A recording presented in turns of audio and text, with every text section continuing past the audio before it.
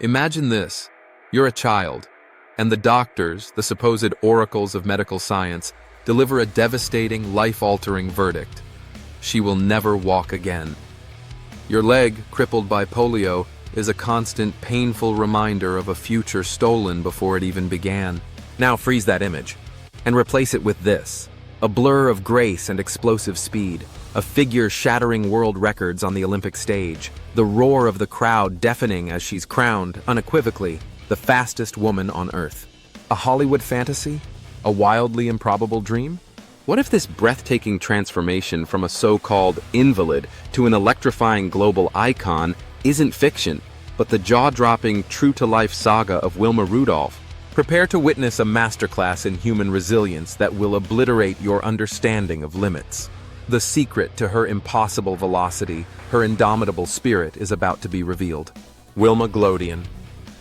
Rudolph didn't exactly sprint into the world. Born prematurely in Clarksville, Tennessee, in the segregated South of 1940, she was the 20th of an eventual 22 children, tipping the scales at a mere 4.5 pounds. Her early years were a relentless battle against a catalog of childhood illnesses: double pneumonia, scarlet fever, whooping cough, measles, mumps, chickenpox. You name it, Wilma probably had it. Medical care for black families in that era was scarce and often substandard. Then, at the tender age of 4, came the knockout blow, polio. The dreaded poliomyelitis virus ravaged her small body, leaving her left leg paralyzed, twisted, useless. The medical pronouncements were grim, unanimous. Doctors offered little hope beyond a lifetime spent in braces, perhaps a wheelchair. "She will never walk normally again," was the common refrain. For many, this would have been the end of the story, a tragic footnote. But they hadn't reckoned with Wilma, nor with the extraordinary tenacity of her mother, Blanche Rudolph. Blanche, a domestic worker, refused to accept this bleak prognosis. She was a force of nature in her own right. Thus began an odyssey of hope and sheer willpower. Twice a week, every week, for years, Blanche would take young Wilma on a grueling 50-mile bus journey, navigating the humiliating rules of segregated travel, to Nashville, to Meharry Medical College, one of the few places black patients could receive specialized care for physical therapy. But the true miracle engine was at home. Blanche meticulously taught Wilma's older siblings the physical therapy routines. Day in, day out, they took turns massaging Wilma's stricken leg, working the atrophied muscles, pouring their love and hope into every touch. It was a family united, a domestic army waging war against a crippling disease.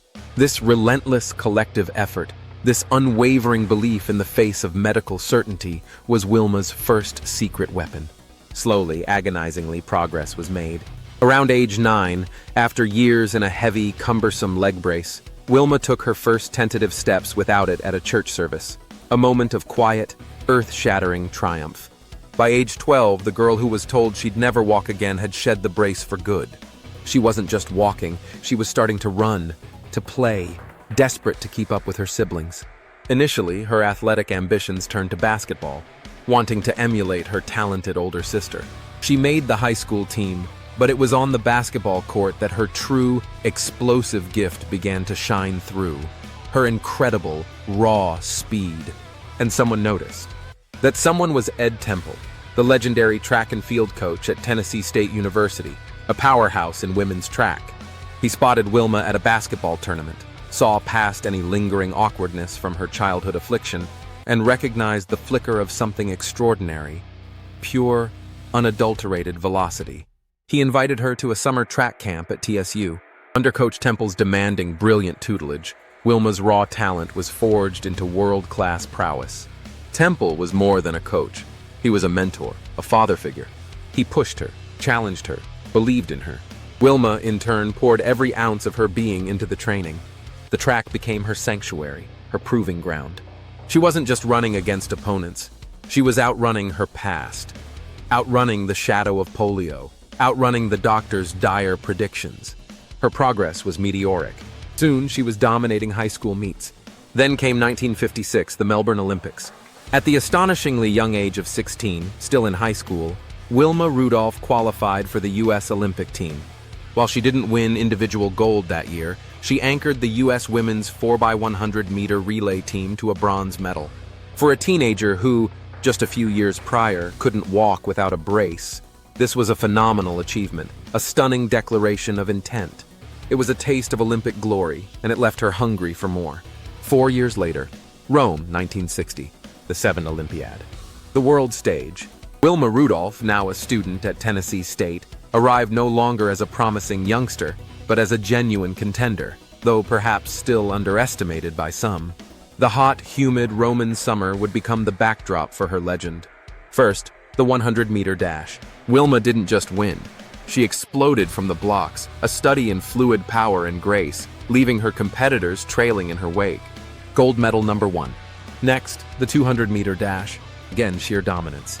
She shattered the Olympic record in the heats and then cruised to another gold, her long, elegant stride mesmerizing the crowds and television audiences worldwide. Gold medal number 2. Finally, the 4x100-meter relay. Wilma was the anchor. The U.S. team was favored, but a slightly fumbled baton exchange earlier in the race meant Wilma received the baton with a deficit. What followed was pure athletic poetry. She turned on the afterburners, her legs a blur, devouring the track, overtaking her rivals to clinch a breathtaking victory. Gold medal number 3. 3 events, 3 gold medals. The first American woman ever to achieve such a feat in track and field at a single Olympics. The European press, captivated by her elegance and speed, dubbed her La Gazzella Nera, the Black Gazelle. She was more than just a champion. She was a global sensation, a symbol of triumph against impossible odds. Wilma Rudolph's impact transcended the cinder track. In an era of burgeoning civil rights activism, her victories were a source of immense pride and inspiration, particularly for Black Americans. She was a powerful symbol of Black excellence and resilience on a world stage. Upon her return to Clarksville, she made a courageous stand. She insisted that her homecoming parade and banquet be integrated, the first major integrated event in the town's history. It was a quiet but firm act of defiance against the segregation that had marked her early life. Her story, the journey from a paralyzed leg to the pinnacle of athletic achievement, became a beacon of hope. The secret to her success wasn't some hidden trick. It was a potent cocktail, an indomitable, unyielding spirit that refused to accept limitations, the fierce, unwavering support of her mother and family, the transformative guidance of a brilliant coach, and above all, an unshakable belief in her own potential, forged in the fires of adversity. Wilma Rudolph didn't just learn to walk, she taught the world how to fly.